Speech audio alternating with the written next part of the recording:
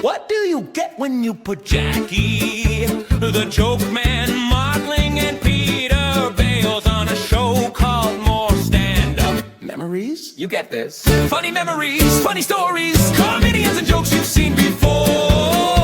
So stay a while and laugh with us at least until you're bored.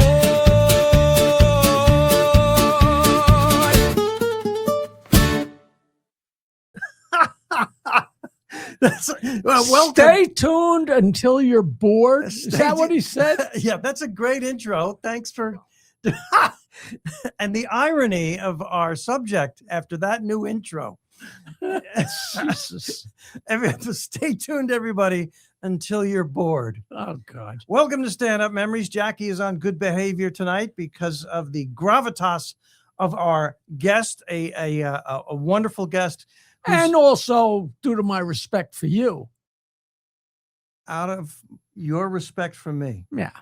I will believe that when I see This it. is my new leaf. I absolutely respect Peter Bales, the professor. I'm Peter Bales. This my is partner. Jackie the Joke Even Man. though he's not that funny.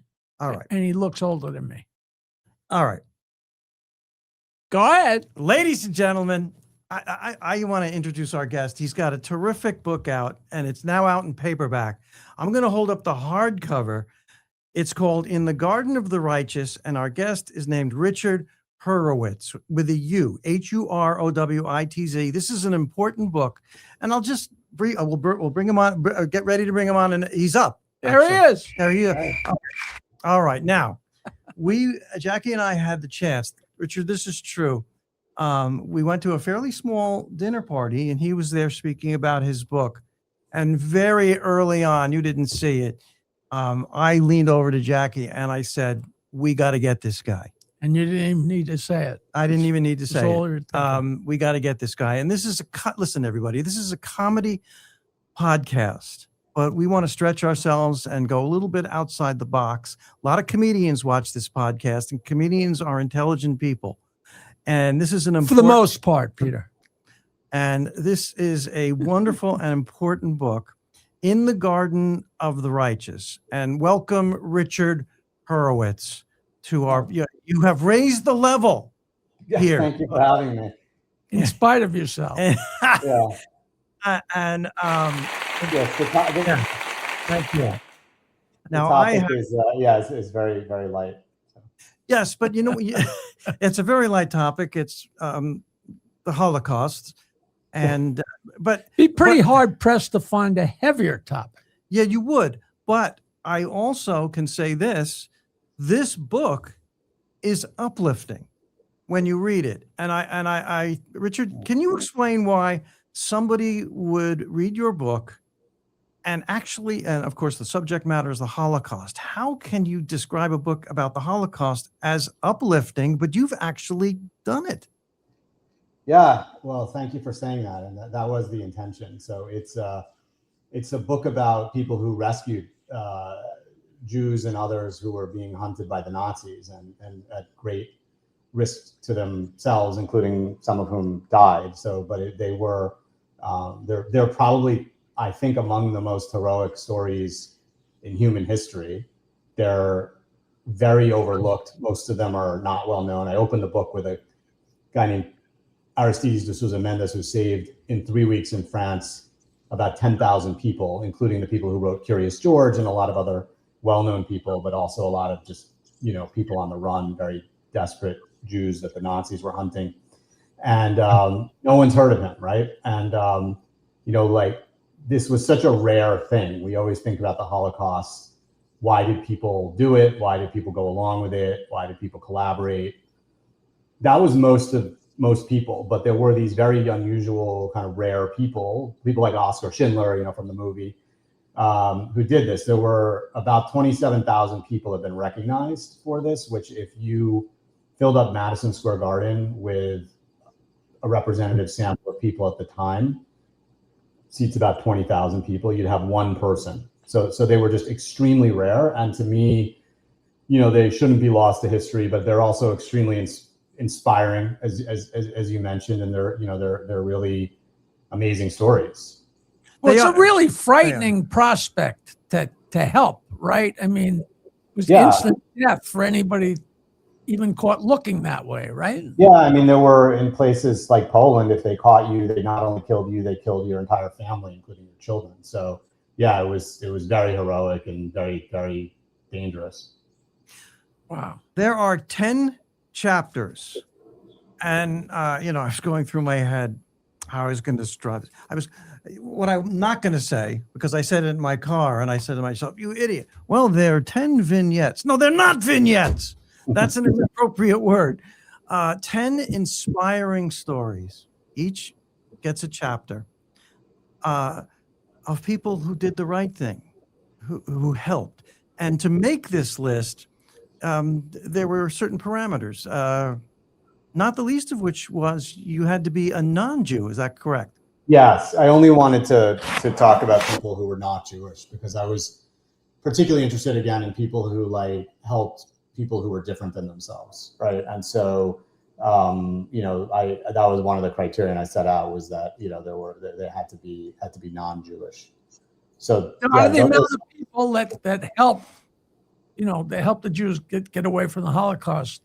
What percentage of the helpers were non-Jewish? Like 5%, half, tiny? Oh, I think the vast majority of people who helped were not Jewish.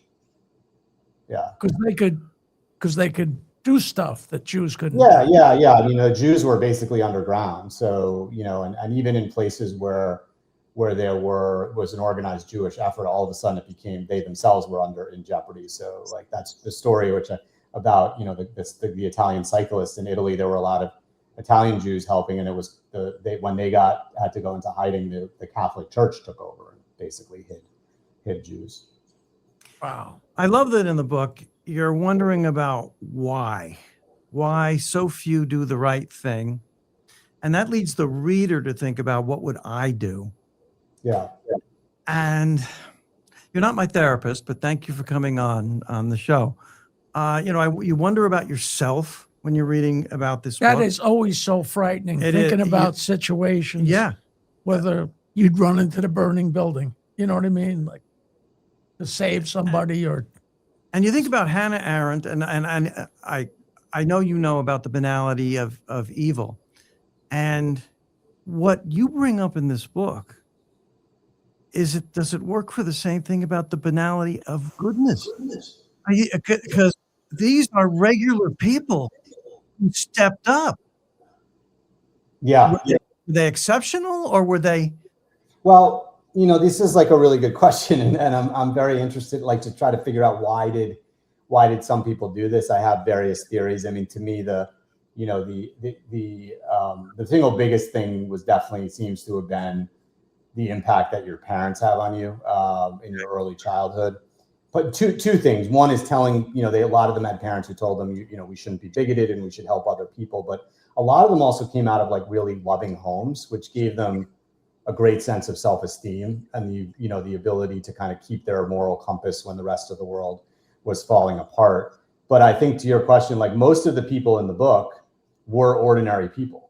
Okay. I mean, some of them were quite extraordinary in the sense that they achieved things totally unrelated to this. Like I tell the story of Gino Bartoli, who won the Tour de France, or there was one of the great circus, performers, but they were not people who set out, with a couple of exceptions, to do like help other people. They were really just found themselves in really difficult circumstances. And I actually, as part of the process of researching the book, I ended up talking to a lot of their children, which was really fascinating, right? Because your children give you like a real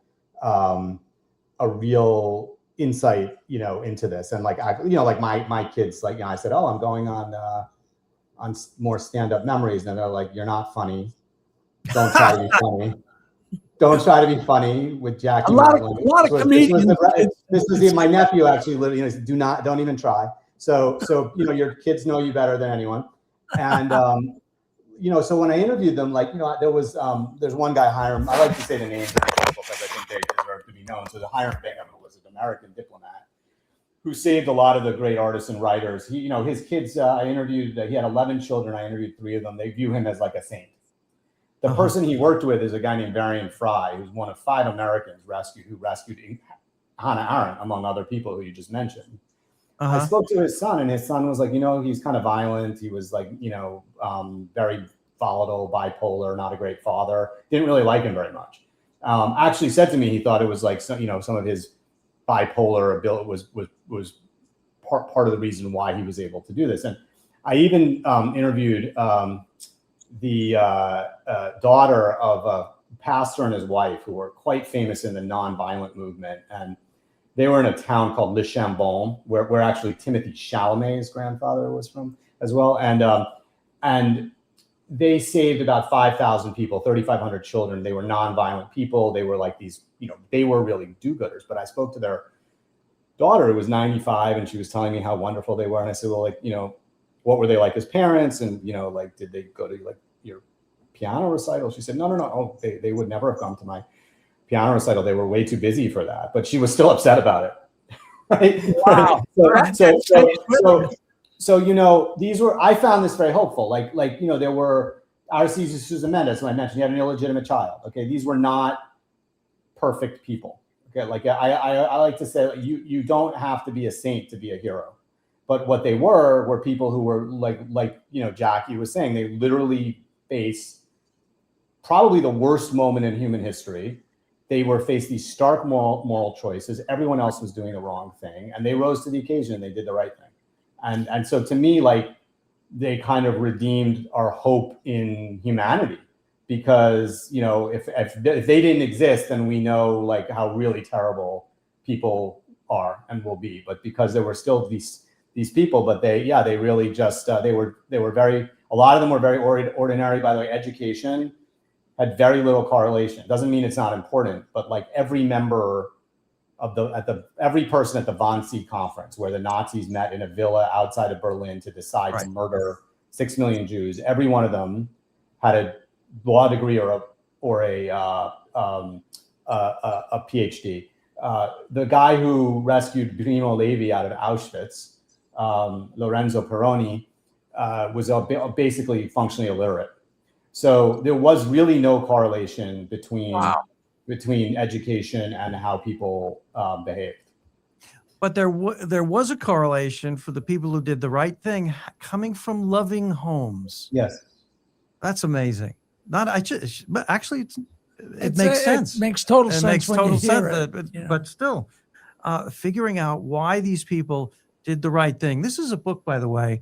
When I read it, almost when you turn the page, you're be careful. It's almost every page. Be careful.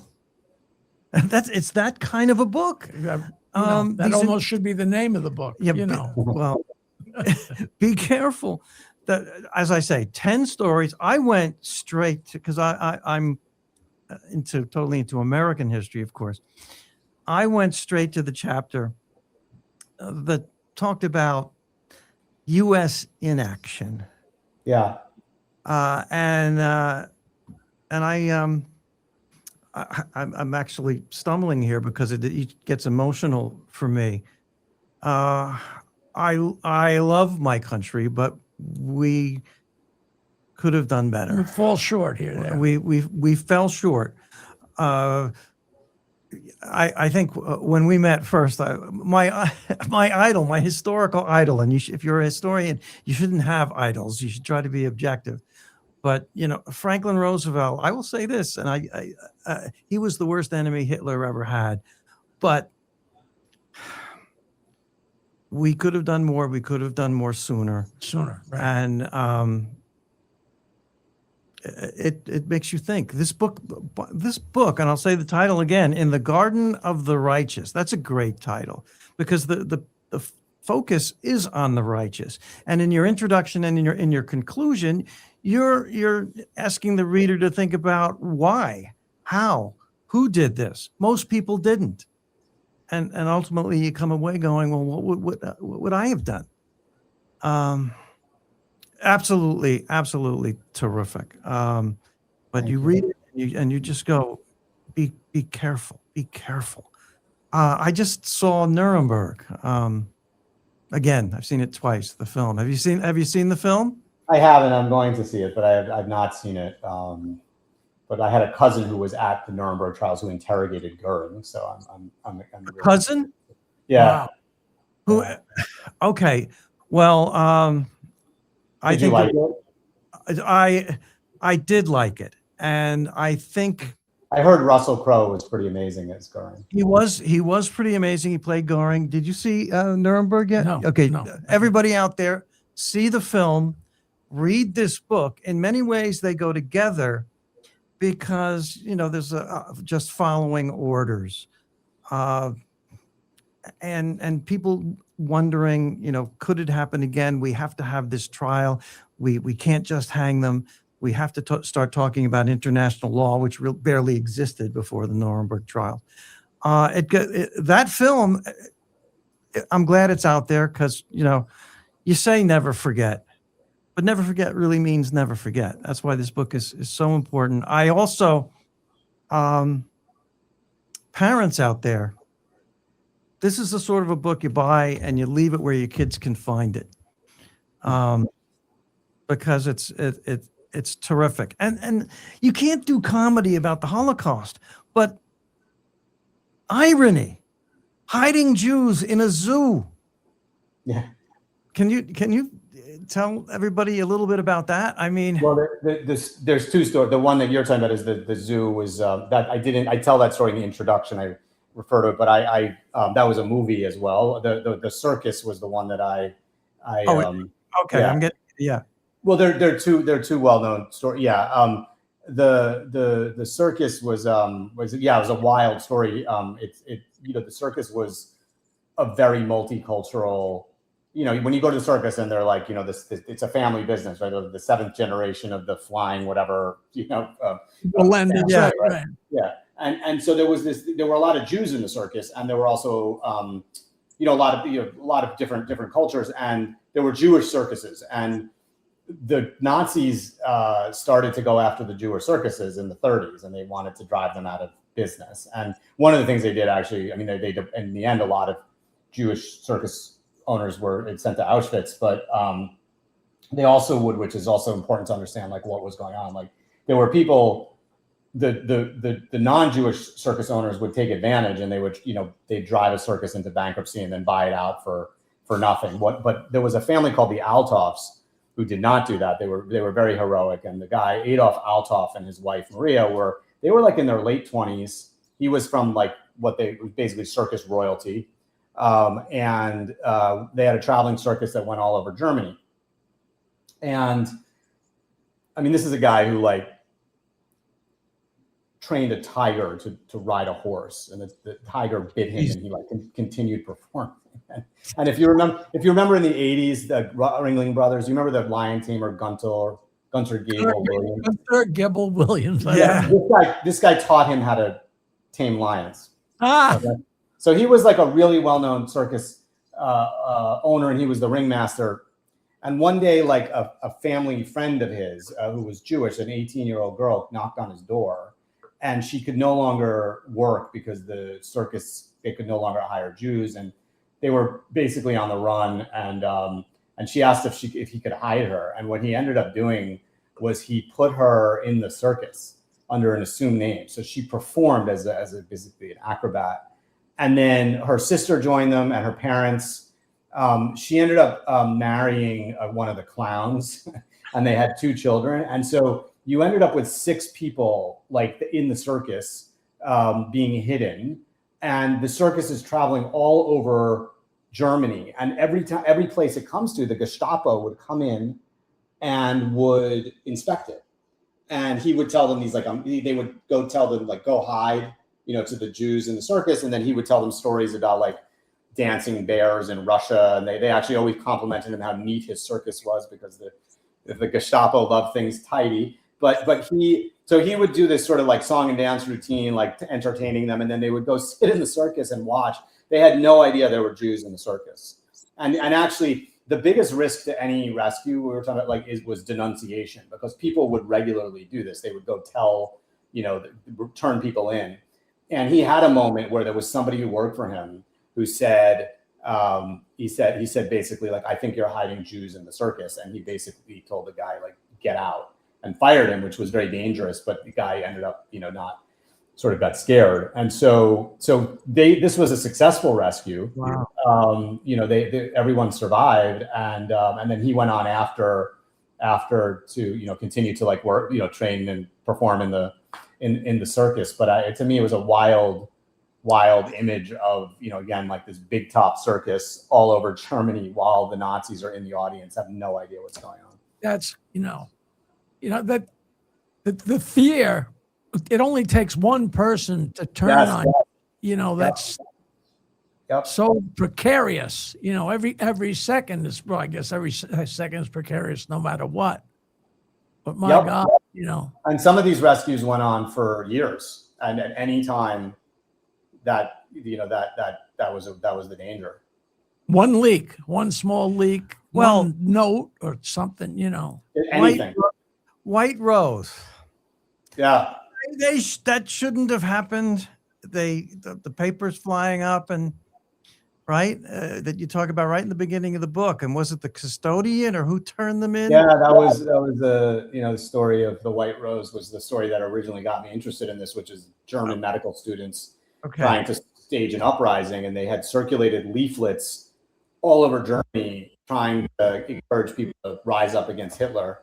And I went on for a year, and then one day they were handing leaflets out in the University of Munich, and a maintenance man saw it and locked the door and called the Gestapo. And within minutes, they were arrested, and then they were on trial, and then they were dead. Jesus. And, it was like literally, they were able to successfully. This was something that was driving Hitler personally crazy, and it was known outside of Germany. Thomas Mann broadcast about it, and because they didn't know where it was coming from. They had no idea. They were kids. The reason it's the White Rose, that was the name of they signed their leaflets with that they were circulating, and then they were successfully like trying to resist, and then it just took like 3 minutes, and that was it. And it was over. It was just done. I mean, no second chances. You're done. 10 chapters, and each one of them is new and different and inspiring, but each one gets you to the edge of your seat. And I'm sure you've been asked this, so I'm going to throw you a pitch right down Broadway for you to hit. Is it tough for you to pick what's coming, your favorite, not your favorite, but the one that impacted you the most? Well, those are two different questions, right? Because I think, you're not. It's like asking you which of your children is your favorite, but I think.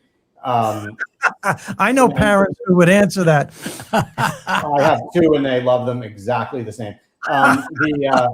Good answer, Dan. I think. Look, I think there's two that really stand out to me. For one, you said is which is the most impactful, and to me, that's the guy that I mentioned earlier, Aristides de Souza Mendes, who, he saved these 10,000 people, and that story. I opened the book with it, and the Christian Science Monitor actually called him the breakout star of the book, but because he would, just to give you the short version of it, he gave visas to a lot of people under disobeying the orders of the Portuguese government and Salazar, who was the dictator, and literally saved. He is believed to be the largest single rescue of by anybody during the Holocaust, by an individual. At least 10,000 people, mostly in 3 weeks in June of 1940, when France fell. And again, some of it was famous people like the Salvador Dali, the people who wrote Curious George, the Rothschilds, the Habsburgs, but it was a lot of just very, very like poor people running. And the scenes were terrible because like the people were fleeing Paris, and the planes were overhead, like shooting machine guns. People saw their families killed. It was horrible.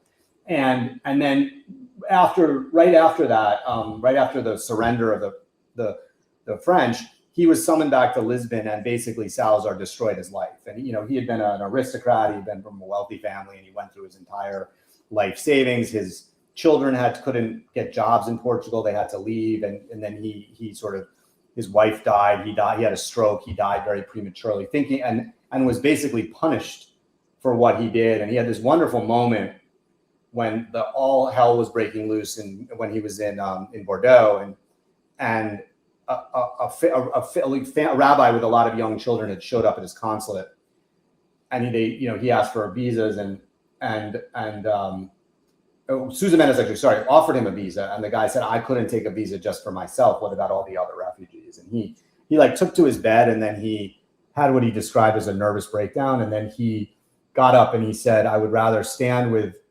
God against man than with man against God. And then he proceeded to give everybody, he made the announcement, I'm going to give everybody a visa regardless of who you are, knowing at that time, that he was basically destroying his career. So there's something extremely magnificent about this man. I hope if people have the opportunity to read the book. I wrote an article about him for the New York Times that went totally viral.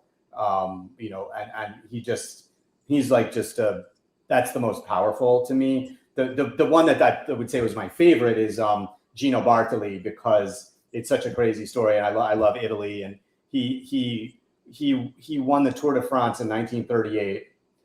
He was not a fan of Mussolini, who was the dictator, but sports were really important to Mussolini. The Italians had won the World Cup and the Olympics, and they had Primo Carnero as heavyweight champion of the world. It drove him crazy that Bartoli wasn't on side, but he, working as a messenger, like an underground curate, he literally put fake papers in his bicycle, and he bicycled all over the north of Italy, bringing false papers for Jews and for partisans who were fighting the fascists, who were hiding in the cloisters and in the monasteries. And he was so famous. He was probably the most famous athlete in Italy. And if he had been caught, he would have been executed. He was actually at one point interrogated. He was terrified. And then he never told anybody what he did. But how did he get away going around visiting? Wasn't he a celebrity of sorts? He was so famous. So they would pull him over, and he would say, "Don't touch the bike. It's perfectly calibrated for the tour." Right. And then he would sometimes, there's one story where he went to a train and they needed to move Jews from one train to the other. He walked in and everyone mobbed him, right? It would be like if LeBron James walked in, and even the Nazis came over and everyone wanted his autograph, and he created this big distraction.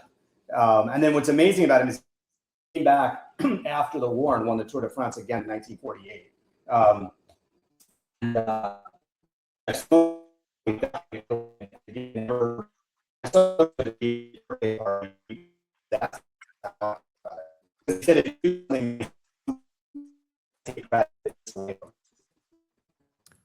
So certainly a platform. This is the beauty of live podcasting. We're getting a little distortion here, although the music coming out sounds pretty good. Let's see. Here we are. Yeah, I think Our producer, is that our producer? You are on the screen. Are we? Yep, I think Richard is having some lag problems. Hold on, I'll see if we can bring him back, and you guys can close out the show. This is Michael Zinn, our producer, everybody. And I have to tell you, this book is beyond terrific. And we're getting him back. There he is. There he is. We're getting you back, I hope. Looks like he's locked up there.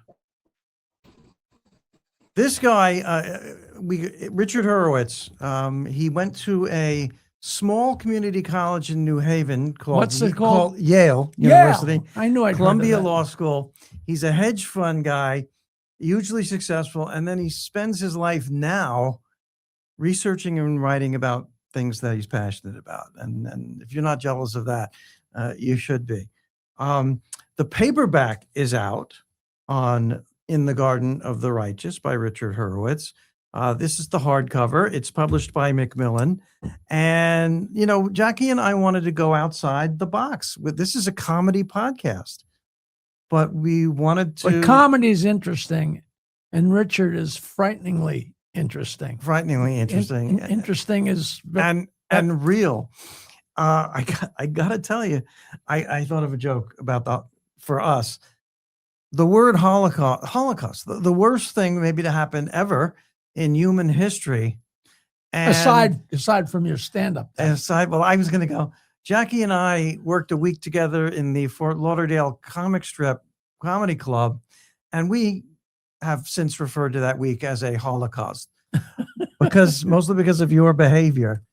Thank you very much. In those days, it was a compliment. Right.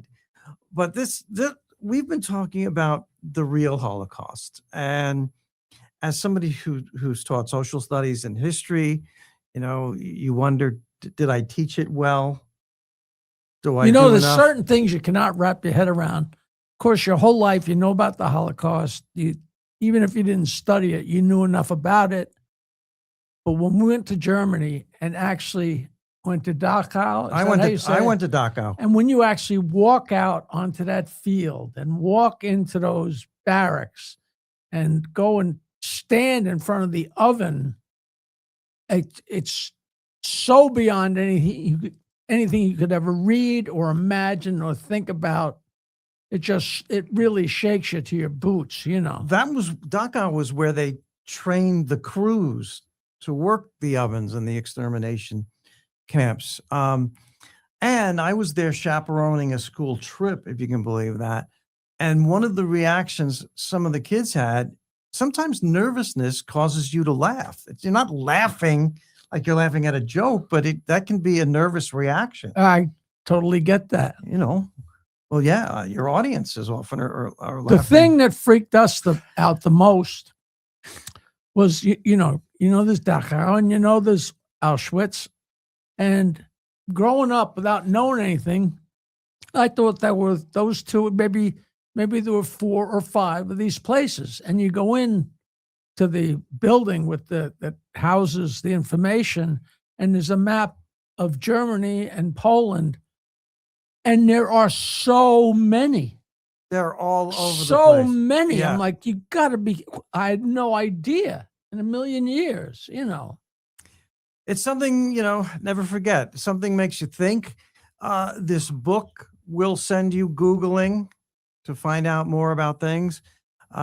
From this show, I would say, hey, go see Nuremberg. This is a subject that's not going to go away in popular culture. This book is for a general audience, a smart general audience, but still a general audience. And it's just out in paperback. And the hardcover is published by Macmillan in the Garden of the Righteous. And I would say, after this podcast, go and read that book, do a little bit of research if you dare, and send us some questions and send us some ideas. And I would say, let's have Richard on again, and let's Absolutely. go a little deeper. Absolutely. We'll go deeper. All right. We've got a deal. Yeah. Sorry. He lost his internet there, but I assume our producer, Michael, is right there. Are we good? Yeah, he's not going to come back. I think he's out. So okay. Because let's roll the show. Let's roll the credits. Well, let's just again, Richard. Peter, thank you Richard very much Hurowitz. for an excellent show. This, Jackie and I, outside the box, I feel really good about it, talking about an important topic. Excellente. And thank you to our loyal audience for coming along for the ride. We'll see you next show. We will.